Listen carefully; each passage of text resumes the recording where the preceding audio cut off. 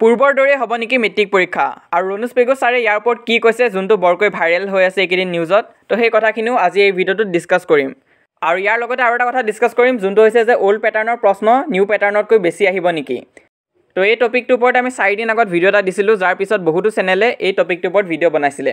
আৰু আমি কোৱা কথাখিনিৰ উপৰিও কিছুমান মিছ ইনফৰমেশ্যন এড কৰি প্ৰচাৰ কৰি আছিলে তো আজি এই গোটেইখিনি কথা আমি ক্লিয়াৰ কৰি দিম আৰু সেই ভিডিঅ'টোৰ তলত থকা কুৱেশ্যনবিলাক যোনবিলাক ষ্টুডেণ্টছে সুধিছিলে যেনেকৈ কিমান নম্বৰ নিউ পেটাৰ্নৰ প্ৰশ্ন আহিব তো সেনেকুৱা নিচিনা কুৱেশ্যনবিলাকো এই ভিডিঅ'টোত ক্লিয়াৰ কৰিবলৈ চেষ্টা কৰিম আৰু যোনটো নিউজ ভাইৰেল হৈ আছিল সেইটো হৈছে যে আমাৰ শিক্ষামন্ত্ৰী ৰণুজ পেগু ছাৰে কৈছিলে যে মেট্ৰিক পৰীক্ষা অকল নামটোহে চেঞ্জ হৈছে বাকী বস্তুবোৰ একেই আছে বুলি আৰু এইটো ইমানে ভাইৰেল হৈছে যে বহুতো ষ্টুডেণ্টছে নিজৰ ষ্টৰিত বা মোক পাৰ্চনেলি মেছেজ কৰি সুধি আছে আৰু এই কথাটো মই কমেও 20-30 জনমান ষ্টুডেণ্টছৰ পৰা মেছেজ পাইছোঁ যোৱাকালিৰ ভিতৰত আৰু ইমানে নহয় এটা ক্লিপ এটাও ভাইৰেল হৈছে য'ত ৰণুজ পেগু ছাৰে এই বিষয়ে কৈছে তো সেইটো এটা সৰু ক্লিপ হয় তাকে বহুতো নিউজ চেনেলে ব্যৱহাৰ কৰি আছে তো আমি ইয়াত দেখাব নোৱাৰোঁ কিছুমান কপিৰাইট ইছ্যুৰ কাৰণে হ'লেও সেই ক্লিপটো মই কালি ভিডিঅ'ত তোমালোকক হোৱাটছআপ চেনেলত দিবলৈ চেষ্টা কৰিম তো ইয়াৰ পৰা এটা প্ৰশ্ন উঠিছে যে যোনটো আমাৰ চেঞ্জেছ হৈছিল reason assertion arrange in sequence statement base তাৰপিছত নতুনকৈ অহা পাছিং ছিষ্টেমটো তাৰপিছত আকৌ 4খন ছেট যে হ'ব কুৱেশ্যন পেপাৰৰ সেই কথাটো লগতে বস্তুবিলাক যে কনচেপ্ট বেছ হৈছে সেইবোৰ সেই চববোৰ কথা কি কেঞ্চেল হৈ যাব নেকি তো তেনেকুৱা কোনো কথা নাই এই বস্তুবিলাক থাকিবই তো তাত জাষ্ট অকল মেট্ৰিক পৰীক্ষাৰ নামটো লৈ হোৱা কথাহে কৈছে আৰু সেই ভিডিঅ'টো সম্পূৰ্ণ নাই জাষ্ট এটা সৰু ক্লিপ ভাইৰেল হৈ পৰিছে আৰু তাত ইয়াৰ বিষয়ে ইমান ভালকৈ কোৱাও হোৱা নাই যেতিয়া সেবাৰ পৰা আসল নটিচ আহিব তেতিয়াহে আমি ক'ব পাৰিম কিন্তু সেবাই এবছৰ নটিচ নিদিয়ে কাৰণ তোমালোকেও দেখা পাইছা হাফ ইয়াৰলি এক্সামে হওক ইউনিট টেষ্ট এক্সামে হওক এইবিলাক বস্তু ফ'ল' হৈছে তো এতিয়া আমি আহোঁ তোমালোকৰ নেক্সট প্ৰশ্নটো যে কিমান নম্বৰ তোমালোকৰ নিউ পেটাৰ্নৰ প্ৰশ্ন থাকিব তো আমাৰ ওচৰত হাফ ইয়াৰলি এক্সামৰ গোটেইবিলাক ডিষ্ট্ৰিক্টৰ কুৱেশ্যন পেপাৰ আছে ইয়াৰে ভিতৰত তোমালোকৰ টান হোৱা বুলি নলবাৰী ডিষ্ট্ৰিক্ট আৰু হোজাই ডিষ্ট্ৰিক্টৰ ষ্টুডেণ্টবিলাকে কৈ আছিলা তো সেই দুখন চাওঁ আহা তো এইখন হৈছে হোজাই ডিষ্ট্ৰিক্টৰ তো লাইভ চেক কৰি যাওঁ আহা কিমানবিলাক প্ৰশ্ন তোমালোকৰ নিউ পেটাৰ্নৰ আহিছিল তো ইয়াতে যদি তোমালোকে চোৱা প্ৰথম কুৱেশ্যনটোৱে হৈছে নিউ পেটাৰ্নৰ তাৰপিছত নেক্সট ছেকেণ্ড নম্বৰ কুৱেশ্যনটো নিউ পেটাৰ্নৰ নহয় 3 নম্বৰটো যদি চোৱা length' is compare to an ox তো এইটো আগতে আহি থকা কুৱেশ্যন এইটো নিউ পেটাৰ্নৰ নহয় 4 নম্বৰটো বহুত কমন আৰু ৰিপিটেড হয় তো এইটো নিউ পেটাৰ্নৰ নহয় তাৰপিছত কিন্তু 5 নম্বৰটো নিউ পেটাৰ্নৰ হয় তোমালোকে চাব পাৰা নেক্সট 6 নম্বৰটো নহয় কিন্তু 7 নম্বৰটো আকৌ নিউ পেটাৰ্নৰ হয় তাৰপিছত 8 নম্বৰটো নহয় 9 নম্বৰটো নহয় 10টো নহয় তো এতিয়ালৈ আমি কেইটা পালোঁ 3টা কুৱেশ্যন পাইছোঁ নিউ পেটাৰ্নৰ লগতে কিছুমান নিউ পেটাৰ্ণ নহয় কিন্তু থিংকিং বেছ MCQ আছে যোনটো বহুত ভাবি চিন্তি কৰিব লাগে তো সেইবিলাকতো চাবা নেক্সট চোৱা 13 নম্বৰটো আকৌ নিউ পেটাৰ্ণৰ তাৰপিছত 19 নম্বৰটো নিউ পেটাৰ্ণৰ আছে ইয়াত সুধিছে যে মেটাৰফৰ হয় নে কনছনেন্স হয় নে কি হয় সুধিছে তো এনেকুৱা নিচিনা কুৱেশ্যন আগতে নাহিছিল তো এইটো আমি নিউ পেটাৰ্ণ বুলিয়ে ক'ব পাৰিম তো এতিয়ালৈ আমি 5টা পালোঁ তাৰপিছত নেক্সট যদি চোৱা আকৌ এটা আছে নিউ পেটাৰ্ণৰ ষ্টেটমেণ্ট বেছ কুৱেশ্যন আছিল 30 নম্বৰটো তো ইয়াত অলপ পেজেছবিলাক উল্টা পুল্টা হৈছে কিন্তু গোটেই কুৱেশ্যন পেপাৰখন আছে তো চিন্তা কৰিব নালাগে নেক্সট যদি চাওঁ আমি গ্ৰামাৰবিলাক পাম 24 নম্বৰ কুৱেশ্যনটো আকৌ নিউ পেটাৰ্ণৰ তো এতিয়ালৈ আমি 7টামান নিউ পেটাৰ্ণৰ কুৱেশ্যন পাইছোঁ লগতে কিছুমান নৰ্মেল MCQ আছে যোনখিনি অলপ টান কৰি দিছে তো তেনেকুৱা নিচিনা কুৱেশ্যন থাকিব তো হ'লেও তোমালোকৰ 50%তকৈ কমে থাকিব যোনটো নিউ পেটাৰ্ণৰ MCQ হয়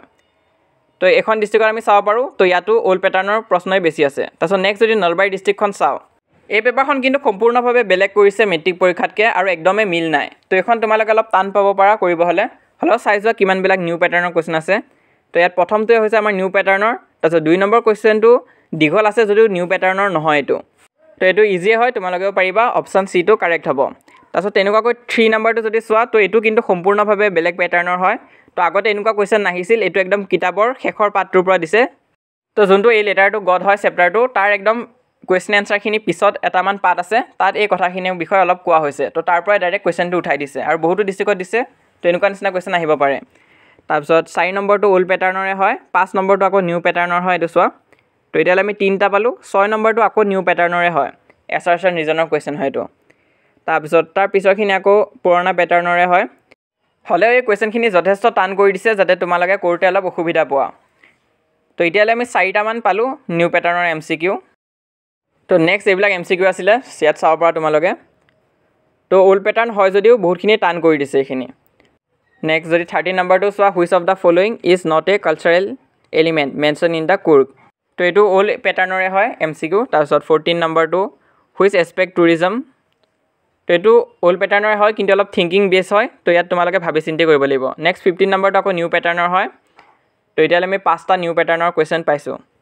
নেক্সট যদি চোৱা 20 নম্বৰটো আকৌ নিউ পেটাৰ্ণৰ কুৱেশ্যন হয়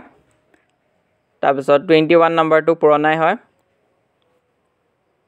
22, 23 তো এইকেইটা আকৌ ওল্ড পেটাৰ্ণৰ হয়।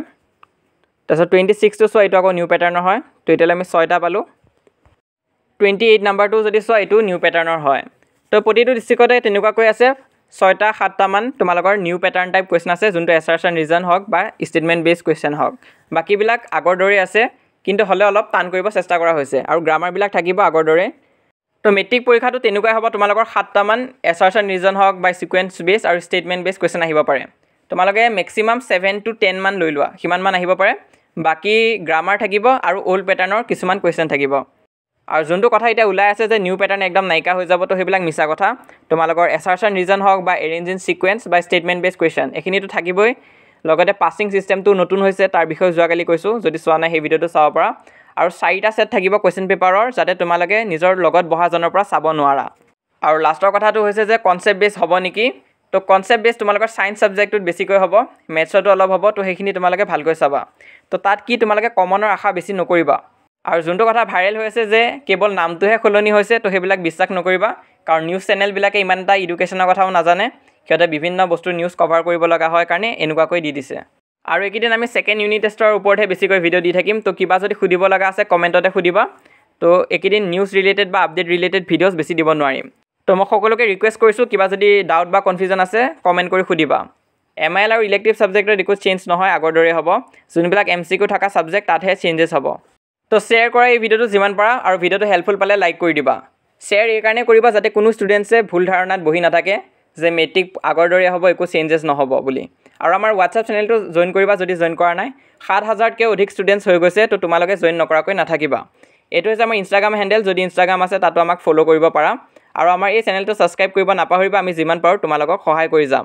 ছেকেণ্ড ইউনিট টেষ্টে হওক বা মেট্ৰিক পৰীক্ষাতে দুয়োটাতে সহায় কৰা হ'ব। আৰু তোমালোকে যদি নতুন পাছিং ছিষ্টেমটো নাজানা ভালকৈ, তেনেহ'লে এই ভিডিঅ'টো চাব পাৰা।